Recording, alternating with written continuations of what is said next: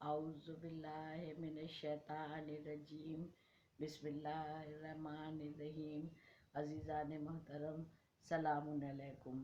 ناظف شاہ رضوی ایک بار پھر آپ کی خدمت میں حاضر ہیں، بیش قیمتی نماز لے کے۔ ماشاءاللہ یہ رجب کا مہینہ ہے اور اس کی نوچندی کی کیا فضیلت ہے آپ سبھی جانتے ہیں۔ تو اس میں ایک اتنا بیش قیمتی تحفہ پروردگار عالم نے ہم لوگوں کو اس نماز کی شکل میں دیا ہے، جس کو شیخ عباس قمی نے مفاتح الجنان میں اور توسی نے اقبال میں اور علامہ مجلسی نے اپنی کتاب میں، یعنی کہ تمام کتابوں میں آپ کو اس کی ڈیٹیل مل جائے گی۔ لیکن شب جمعہ یعنی کہ نوچندی جمعرات کو یہ نماز پڑھنا ہوتی ہے، اور اس نماز کی اتنی فضیلت ہے کہ جب دنیا سے انسان چلا جاتا ہے، میری دعا ہے کہ مولا سب کی لمبی عمر کرے، صحت اچھی کرے، بیماریاں دور کرے، لیکن یہ تو برحق ہے، جب انسان دنیا سے جاتا ہے تو کتنی وحشت ہوتی ہے، دہشت ہوتی ہے۔ جب وحشت قبر پڑھی جاتی ہے پہلی رات کو، تب ملتا ہے روایت میں کہ پہلی رات کو اس نماز کو پروردگار عالم اتنا حسین چہرے کے ساتھ مجسم کرے گا، اتنا نورانی چہرہ ہوگا، اتنا نورانی اس کا چہرہ ہوگا، اور اتنی شائستہ زبان ہوگی کہ جو قبر میں ہے وہ ایک بار گھبرا کے پوچھے گا کہ تم کون؟ آج سے پہلے میں نے اتنا حسین چہرہ نہیں دیکھا، آج سے پہلے میں نے اتنی شیریں گفتگو نہیں سنی، اور اتنی بہترین خوشبو آ رہی ہوگی، اتنی بہترین خوشبو آ رہی ہوگی۔ تو وہ کہیں گے کہ ہم نے ایسی خوشبو بھی نہیں سونگھی، آپ کون ہیں؟ کہا نہیں پہچانے؟ کہا نہیں، کہا میں تمہاری وہ نماز ہوں جو تم نے رجب کی نوچندی کو یہ نماز تم نے پڑھی تھی فلاں فلاں شب میں۔ تو میں پروردگار عالم کے حکم سے اس شکل میں آئی ہوں، تمہاری مونس اور مددگار بن کے۔ اب تم نہیں گھبرانا، اب تمہارے پاس خیر ہی خیر رہے گی، اب تم نہیں گھبرانا، میں تمہاری مونس اور مددگار ہوں۔ اور کب تک؟ جب تک سور پھونکا جائے گا، سور پھونکا جائے گا اس وقت تک میں سایہ فگن رہوں گی۔ تو اتنی فضیلت ہے، اور بھی تمام فضیلت ہے، لیکن خاص یہی بات ہے۔ تو ظاہر سی بات ہے جب اللہ کی طرف سے کوئی نماز ایسی بنا دی جائے گی، اتنی رحمتیں برکتیں لے کے خود آئے گی نماز، خود ہم سے کہے گی، تو اب باقی کیا بچتا ہے؟ تو آپ یہ بات کر لیتے ہیں کہ نماز جب اتنے بڑے بڑے تحفے ہوں تو پھر کیا چاہے ساری رات کوئی پڑھوا لے، ہوتا ہے نا اعمال پوری شب کے۔ تو 12 رکعت کی نماز ہے، 12 رکعت نماز ہے، اور دو دو کر کے پڑھنا، جو بھی نمازیں ہوتی ہیں یہ سنتی، سب دو دو کر کے نماز پڑھنا ہوتی ہے۔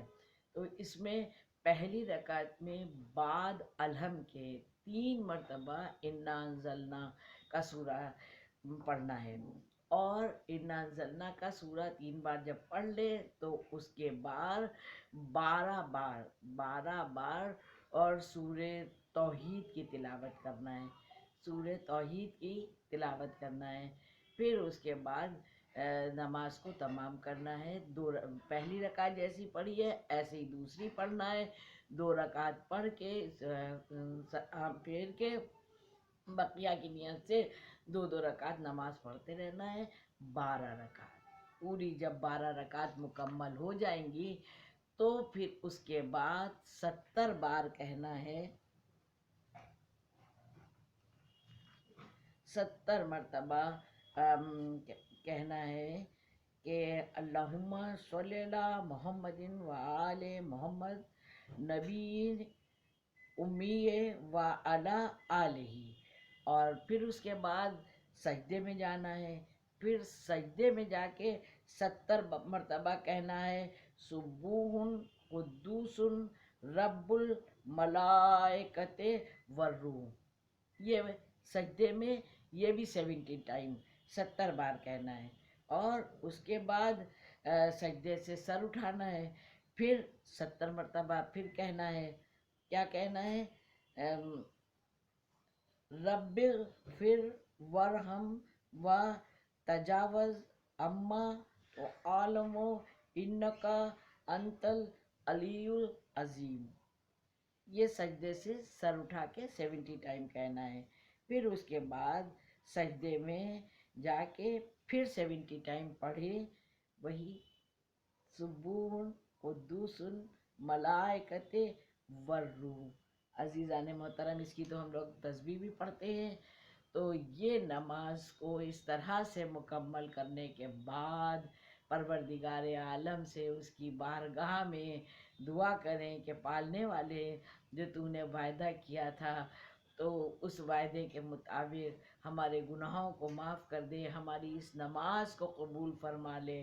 और आखरत, देखिए ज़िंदगी तो अपनी जगह है ही है, लेकिन जिसकी आखरत बखैर हो वो ज़िंदगी भी अच्छी होती है और मौत भी अच्छी होती है, जिसकी आखरत बखैर हो।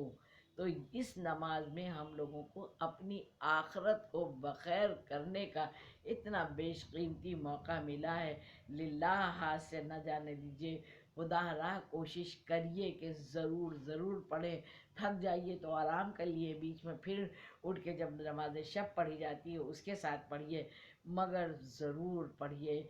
इंशाअल्लाह दुआओं में याद रखिएगा, ये इतनी बेशकीमती नेकी का महीना है कि दुआओं का और इस्तग़फ़ार का, कि एक एक नेकी का हज़ार गुना बढ़ के मिलता है।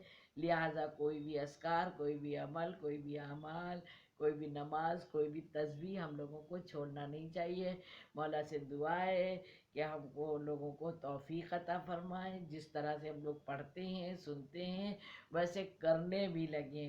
मौला की ज़मानत में दिया, और आप भी हम लोगों को दुआ में याद रखिएगा। वस्सलाम।